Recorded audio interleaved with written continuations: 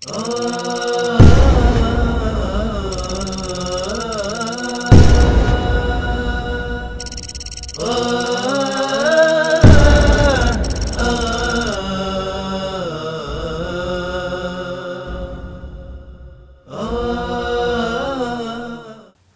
لله رب العالمين والصلاة والسلام على المبعوث رحمة للعالمين وعلى آله وصحبه ومن تبعهم بإحسان إلى يوم الدين.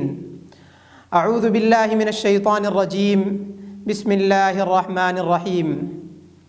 هو الذي أرسل رسوله بالهدى ودين الحق ليظهره على الدين كله ولو كره المشركون.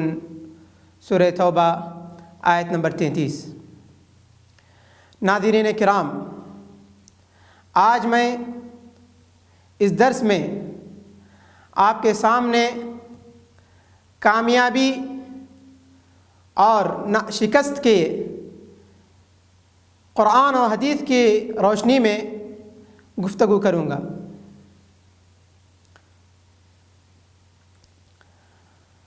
اسلام کی کرنیں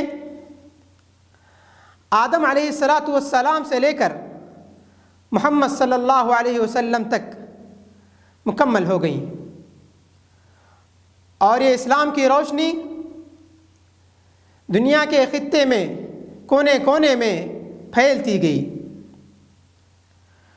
مگر آج بظاہر ایسا لگتا ہے کہ مسلمانوں کے سر پر تاریک اور ظلم کے بادل منڈلا رہے ہیں،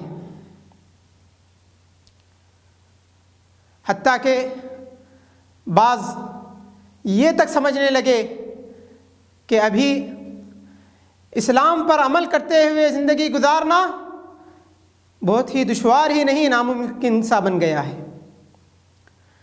جبکہ حقیقت اس کے برعکس ہے.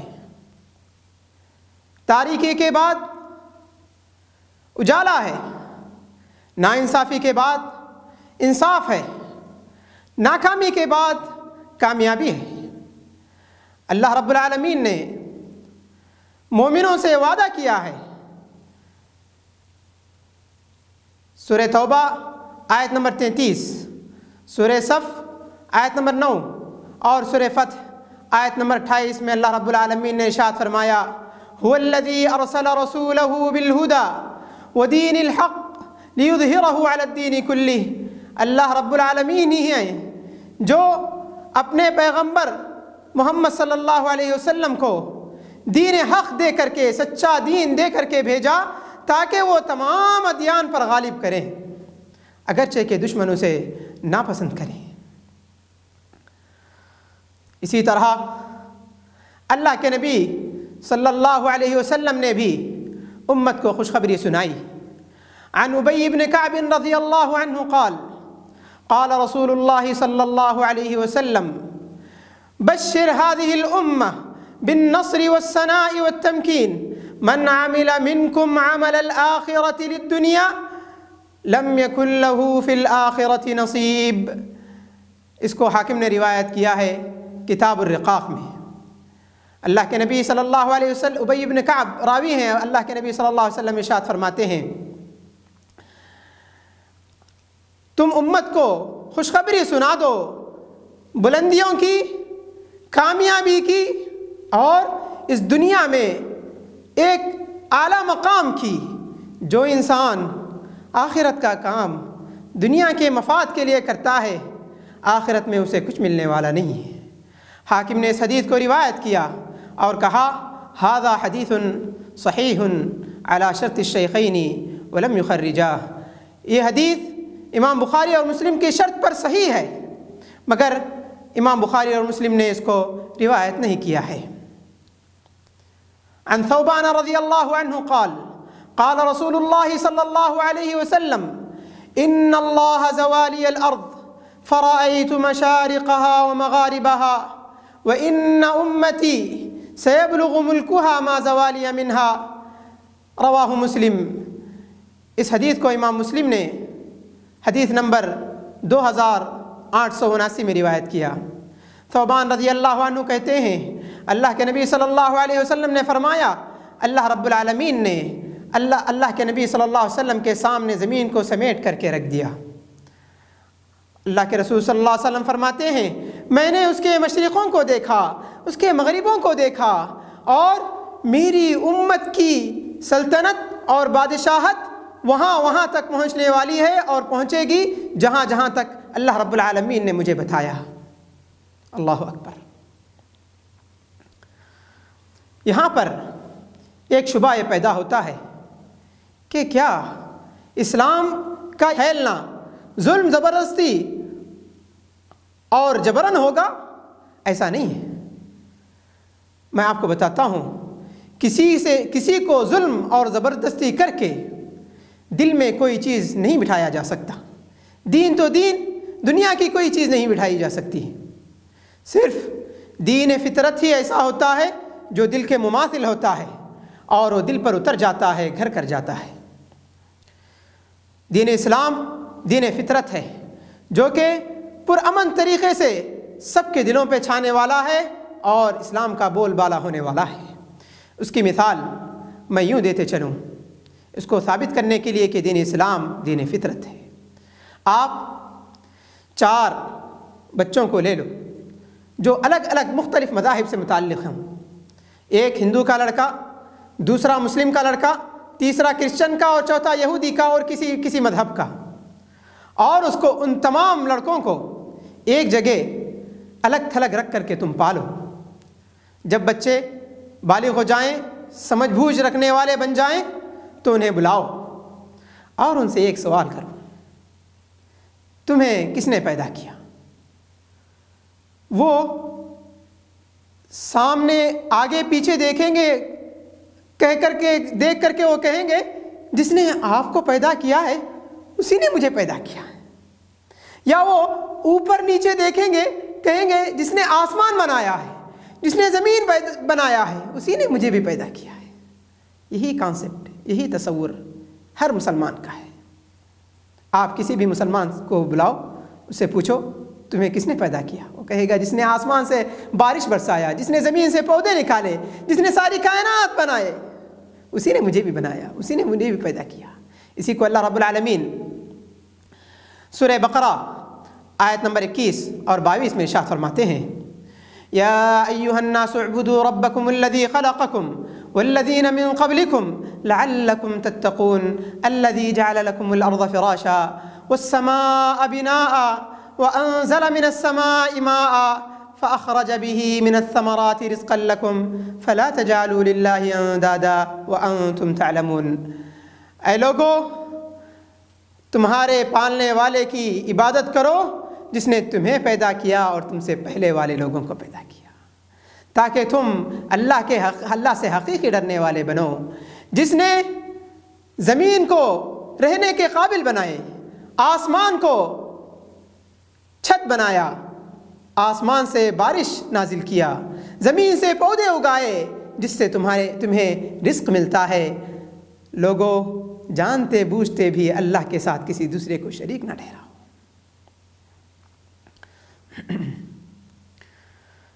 اب آئیے اس شبہ کے ازالے کے بعد میں آپ کو بتا دوں ایسے موجودہ نازک حالات میں جبکہ مسلمانوں کے سروں پر ظلم زبردستی کے بادل منڈلا رہے ہوں، ایسے میں امت کے افراد کو کرنا کیا ہے؟ ایسے میں لوگوں کو بھڑکا کر اور فتنہ نہیں پھیلانا ہے، بلکہ امت میں موجود باصلاحیت افراد، روشن چراغ لوگوں کو جمع کریں، علماء، دعات، مفکرین، اسلام اور مسلمان کے خیر خواہ افراد کو جمع کریں، سر جوڑ کر کے کامیابی کی راہیں ڈھونڈ نکالنے کے بارے میں سوچیں۔ توڑ پھوڑ کرنے سے، لوٹ مار کرنے سے کامیابی نہیں، فتنے اور بڑھتے ہیں۔ حکمت عملی سے ہر راہ آسان ہو جاتی ہے۔ میں نے اس موضوع کو اس لیے اختیار کیا کیونکہ یہاں پر ایسے بڑے اہم اسباب ہیں جس کی بنیادوں پر یہ موضوع آج کے زمانے کا تقاضا کرتا ہے۔ آئیے اس کے میں اسباب بیان کرتا ہوں۔ پہلا سبب یہ ہے، آج میڈیا سر چڑھ کے بول رہا ہے۔ امت کے لوگوں کا ذہن اپنی ترقی میں سوچنے کے بجائے ان کے ذہن کو دوسری طرف مشغول رکھ دیا ہے۔ فحش کاموں میں، کھیل کود میں اور دوسرے انٹرٹینمنٹ میں ان کے ذہنوں کو مشغول رکھ دیا تاکہ وہ اپنی ترقی کے بارے میں سوچیں ہی نہیں۔ ترقی حاصل کرنا تو دور کی بات ہے، سوچیں تک نہیں۔ وہ اب پوری طرح ان کے ذہنوں کو مشغول کر دیا۔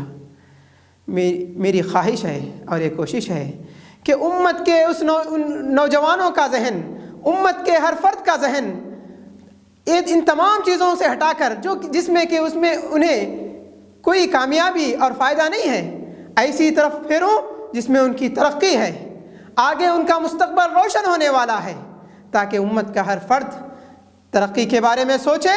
پتہ نہیں کس کی ذہن سے کون سی چیز نکل آئے اور امت ترقی کی راہ پر گامزن ہو جائے۔ دوسرا سبب، امت کے ذہن میں، دل و دماغ میں جو خوف و ہراسان کی کیفیت آج جو پائی جا رہی ہے، میری خواہش اور کوشش ہے کہ اس خوف و ہراسان کو ان کے دل و دماغ سے نکال پھینکوں اور اس جگہ پر امید کی کرنیں جلاؤں، امید کا چراغ جلاؤں، انہیں روشن مستقبل دینے کی کوشش کروں۔ اسی طرح تیسرا سبب میرے موضوع کے اختیار کرنے کا یہ ہے کہ بعض لوگوں کا، نادانوں کا یہ خیال ہے کہ مسلمان اسلام پر عمل کرنے کی وجہ سے آج پیچھے پڑے ہوئے ہیں۔ میں انہیں بتا دوں، اسلام پر عمل کرنے کی وجہ سے نہیں، اسلام کو دور پھینکنے، اسلام سے دور رہنے کی وجہ سے آج مسلمان ذلت اور رسوائی کا شکار ہے۔ اگر مسلمان اپنے دین پر جم جائیں اور رب العالمین کی حقانیت کا اعتراف اپنے دلوں میں بٹھا لیں تو انشاءاللہ وہ دن دور نہیں ہے، دوبارہ کامیابی ان کے قدم بوس ہوگی۔ عن طارق بن شهاب رضي الله عنه قال خرج عمر رضي الله عنه إلى الشام وكان معنا أبو عبيدة بن الجراح رضي الله عنه۔ طارق بن شہاب کہتے ہیں عمر رضی اللہ عنہ شام کی طرف نکلے، ابو عبیدہ رضی اللہ عنہ جو فوج کے کمانڈر تھے وہ ہمارے ساتھ تھے۔ فَأَتَوْا، وہ تمام لوگ اونٹنی جہاں بیٹھتی ہے، اونٹنی کو جہاں پر باندھا جاتا ہے وہاں پر آئے۔ وعمر علی ناقتہ، عمر رضی اللہ عنہ اپنی اونٹنی پر بیٹھے ہوئے تھے۔ فنزل عنہا، عمر اس اونٹنی سے نیچے اترے۔ ونزع خفیہ، اور اپنے موزوں کو نکالا۔ فوضعہما علی عاتقہ، اور اپنے کندھے پر رکھ لیے۔ ثم اخذ بزمام ناقتہ، پھر وہ اپنی اونٹنی کا لگام پکڑ کر کے آگے چلنے لگے اور اس اونٹنی کو جہاں پر اونٹ ٹھہرے ہوئے تھے وہاں پر باندھا۔ فقال ابو عبیدہ بن الجراح، ابو عبیدہ کہتے ہیں یا امیر المؤمنین انت تفعل هذا، اے امیر المؤمنین کیا آپ یہ کام کر رہے ہیں؟ تخلع خفیک، اپنے موزوں کو تم نے نکالا، فتضعهما على عاتقک، پھر تم نے ان کو اپنے کاندھے پر رکھا۔ ثم اخذت بزمام ناقتک، پھر اپنی اونٹنی کی نکیل پکڑ کے لائے اور انہیں اونٹ کی جگہوں پر باندھا۔ ما یسرنی، مجھے یہ چیز اچھی نہیں لگ رہی ہے، ان استشرفک هذا القوم، یہ جو قوم کے لوگ ہیں، شام کے قوم کے لوگ آپ کو دیکھیں اس حالت میں، اور آپ ہمارے مومنوں کے سردار ہیں، مومنوں کے امیر ہیں، آپ ایسا کر رہے ہیں، اتنی عاجزی اور انکساری کے ساتھ آپ گزر رہے ہوں۔ عمر رضی اللہ عنہ کہتے ہیں اوہ یا ابا عبیدہ، ابا عبیدہ کیا کہہ رہے ہو؟ اوہ یا ابا عبیدہ کیا کہہ رہے ہو؟ یا ابا عبیدہ انا کنا اذل قوم، اللہ کے عمر رضی اللہ عنہ ایک ایسا بہترین جملہ کہہ دیا جو رہتی دنیا تک کے لیے مثال بن گیا۔ انہوں نے کہا یا ابا عبیدہ انا کنا ذل قوم فاعزنا اللہ بالاسلام، اے ابا عبیدہ ہم ذلیل قوم تھے، ہمیں کوئی پٹک کر نہیں دیکھتا تھا، اللہ نے اسی اسلام سے ہمیں عزت دیا۔ فمہما نطلب العز بغیر ما اعزنا اللہ بہ اذلنا اللہ، اگر ہم جتنا بھی کوشش کر لیں عزت تلاش کرنے کی ان چیزوں کے علاوہ جن چیزوں میں اللہ نے عزت رکھی ہوئی ہے ان کو چھوڑ کر کے عزت تلاش کرنے لگے، جتنا بھی اللہ رب العالمین ہمیں ذلیل سے ذلیل کرتا رہے گا۔ اللہ اکبر، سنہرے حروفوں سے لکھے جانے کے قابل جملہ ہے۔ اس حدیث کو امام حاکم نے کتاب الایمان میں روایت کیا ہے اور کہا ھذا حدیث صحیح علی شرط الشیخین ولم یخرجاہ، یہ حدیث صحیح ہے امام بخاری اور امام مسلم کی شرط پر، مگر یہ حدیث ان کی کتابوں میں موجود نہیں ہے۔ اب آئیے میں آپ کو بتا دوں کامیابی اور ناکامی، کامیابی اور شکست کے دو پہلو ہیں، یہ ایک ہے ظاہری اور دوسرا ہے معنوی۔ ظاہری کامیابی کا مطلب یہ ہے آپ کو بظاہر کچھ مال مل جائے، کچھ دولت مل جائے، کچھ زمین مل جائے، کچھ جانیں آپ کے صحیح سالم ہو جائیں، یہ ظاہری کامیابی ہے۔ ظاہری ناکامی اس کے برعکس، آپ کا مال لٹ جائے، آپ کا سرمایہ لٹ جائے، آپ کی جانیں چلی جائیں، یہ ظاہری ناکامی ہے۔ یہ تھوڑا سا اسلام میں کم ہے بنسبت معنوی ناکامی اور کامیابی کے۔ معنوی ناکامی یہ بہت ہی اہم ہے۔ کیا معنی معنوی ناکامی کا؟ معنی یہ ہے کہ ایک بندہ یہ سوچنے لگے کہ اب میں جینے کے قابل نہیں، ابھی مجھے جینے کی کوئی راہیں ہموار نہیں، آگے میری زندگی گزارنا مجھے دشوار ہے۔ ایسا اگر کوئی سوچتا ہے تو یہ ہے معنوی ناکامی۔ اسلام اس کو جڑ سے نکال پھینکتا ہے۔ اسلام کہتا ہے دولت لٹ جائے، مال لٹ جائے، جان لٹ جائے، سب کچھ ہو جائے، اگر ایمان کی چنگاری دل میں باقی ہے تو سمجھ لو آپ نے کچھ نہیں کھویا، آگے تم کو سب کچھ ملنے والا ہے اور اس سے بہترین ملنے والا ہے۔ اسی ایمانی چنگاری کو اللہ کے نبی صلی اللہ علیہ وسلم نے اس کی اہمیت کے پیش نظر مکی زندگی کا پورا وقفہ اسی ایمانی چنگاری کو دل و دماغ میں اچھی طرح رچا بسانے کے لیے کوشش کی۔ صرف توحید توحید توحید، اس پرجلال رب العالمین، اس بڑے عظمت والے رب العالمین کی عظمت دلوں میں پیدا کی، محمد صلی اللہ علیہ وسلم کی رسالت پیدا کی، آخرت کا صحیح تصور لوگوں کے دلوں میں پیدا کیا، تاکہ ایک مسلمان سوچے وہ ایک عظیم رب العالمین کے اوپر ایمان رکھتا ہے، وہ پیغمبروں کے سردار اس کے نبی ہیں، اس کو دلی طور پر کمزور ہونے کی ضرورت نہیں ہے، بلکہ پختہ یقین رکھے۔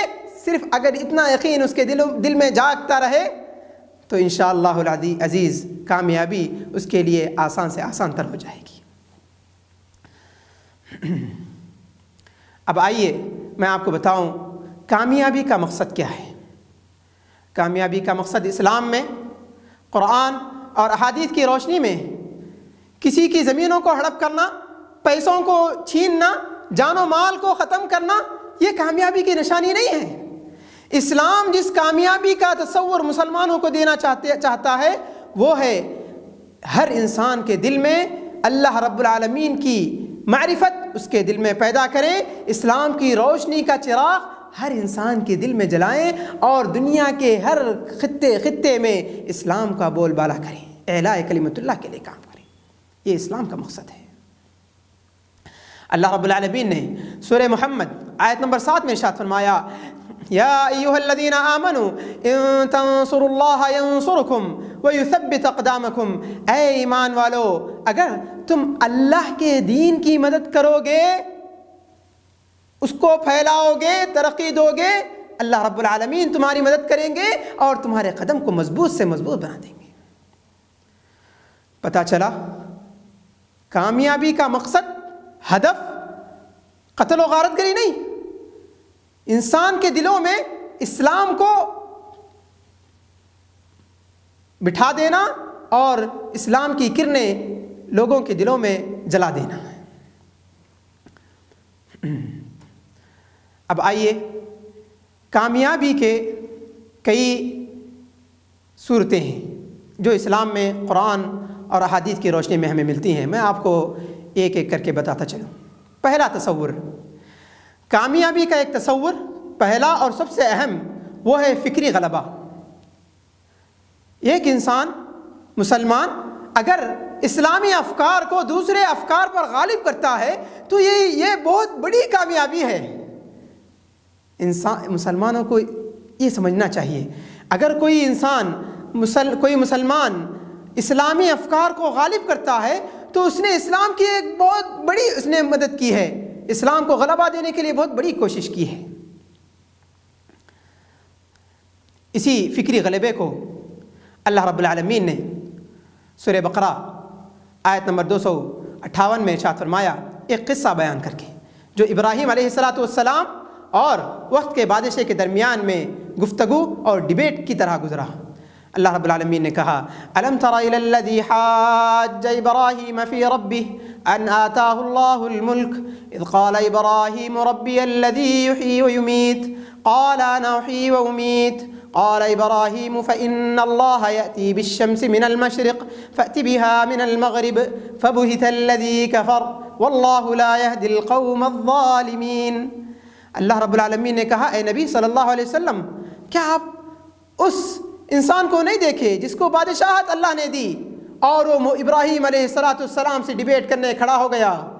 اس نے کہا، ابراہیم علیہ السلام نے اس سے کہا، میرے پالنے والے وہ ہیں جو زندہ، میرا پالنے والا وہ ہے جو زندہ کرتا ہے اور مارتا ہے۔ اس نے کہا، میں بھی زندہ کرتا ہوں مارتا ہوں۔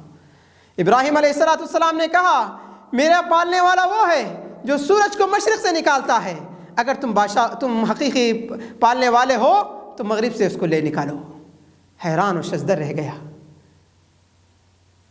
اللہ تعالیٰ ظالم کو ہدایت نہیں دیتا ہے۔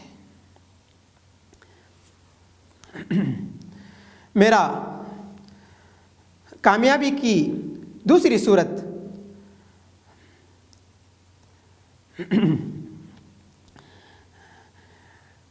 کسی بڑے فتنے میں گرتے ہوئے انسانوں کو بچا لینا، مسلمانوں کو بچا لینا ہے۔ جیسے اللہ رب العالمین نے موسیٰ علیہ السلام اور ان کی قوم کو غرق ہونے سے بچا لیا اور فرعون کو وہاں پہ غرق کر دیا۔ کسی ایک بڑے فتنے کا اگر اسلام دشمن مسلمانوں کے خلاف میں سازش رچا رہے ہوں اور ان کو مسلمانوں کو ایک اچھے محفوظ مقام پر لے آنا اور ان فتنوں سے بچا لینا، یہ بہت بڑی کامیابی ہے۔ جیسے موسیٰ علیہ السلام کو اللہ رب العالمین نے بچا لیا۔ اسی طرح کامیابی کی تیسری صورت یہ ہے آسمان سے آسمانی آفتوں کو نازل کرنا اور دشمن کو ہلاک کر دینا، دشمن کے پیروں کو اکھاڑ دینا۔ جیسے ہم دیکھتے ہیں جنگ احزاب میں اللہ کے نبی صلی اللہ علیہ وسلم اور صحابہ سے لڑنے اور ان کو صفِ ہستی سے مٹانے، ختم کرنے کے لیے بہت بڑا لشکر جرار لے کر کے اسلام دشمن پہنچے تھے۔ اللہ رب العالمین نے آسمان سے طوفانی ہواؤں کو بھیجا، ان کے خیمے اکھڑ گئے، ان کے پیر لرز گئے، آخر کار وہ ناکام ہو کر کے اپنے اپنے گھروں کو لوٹ گئے۔ اللہ رب العالمین نے اس طرح اللہ محمد صلی اللہ علیہ وسلم اور صحابہ کو کامیابی عطا کی۔ اسی طرح چوتھی کامیابی کی صورت آسمان سے مدد کے لیے لشکروں کو فرشتوں کی شکل میں بھیجنا۔ اللہ رب العالمین نے سورہ آل عمران آیت نمبر 123 میں ارشاد فرمایا، لقد نصرکم اللہ ببدر وانتم اذلہ فاتقوا اللہ لعلکم تشکرون۔ ہم نے یقیناً بدر کے مقام پر تمہاری مدد کی ہے جبکہ تم بڑے ذلیل ہو گئے تھے، اللہ سے ڈرو تاکہ تم شکر گزار بنو۔ یہ تین صورتیں یعنی دوسری، تیسری اور چوتھی، یہ تین صورتیں ایسی ہیں جو انسان کو محنت کرنے کے بعد اللہ رب العالمین اس قسم کی مدد نازل کرتے ہیں۔ یہ کیسے پتہ چلا؟ اللہ کے نبی صلی اللہ علیہ وسلم کی زندگی سے۔ بہت سے نادان بعض یہ غلط فہمی میں بھی ہیں کہ وہ گھر میں بیٹھے رہیں، اللہ تعالیٰ ان کی مدد کریں گے۔ ایسا نہیں ہے، مدد کے لیے مکمل تمام اسباب کو اپنانا ہے، کوشش کرنا ہے، رات دن کرنا ہے، اس کے بعد جا کر کے اللہ تعالیٰ جو تمام اسباب کو اپنانے کے بعد میں اللہ رب العالمین اپنی مدد کو نازل کرتے ہیں۔ جیسے اللہ کے نبی صلی اللہ علیہ وسلم پیٹ پر 2 پتھر باندھ کر کے خندق کے گڑھا کھودنے لگے، گھر گھر جا کر کے لوگوں کو دستک دی، اسلام پھیلایا، طائف جا کر کے اللہ کے نبی صلی اللہ علیہ وسلم لہو لہان ہوئے۔ گھر میں بیٹھ کر کے کامیابی کی دعا مانگ کر کے کامیاب ہو سکتے تھے۔ اشرف الانبیاء، نبیوں کے سردار، محنت اور کوشش کو اپنا سب سے پہلا بناتے ہیں، کوشش محنت کرنے کے بعد اللہ پر بھروسہ کر دیتے ہیں، اور یقیناً جو انسان کوشش کرتا ہے اور اللہ کے اوپر بھروسہ اللہ کے حوالے کر دیتا ہے، اللہ رب العالمین اس کو یقیناً اس کی مدد کرتے ہیں۔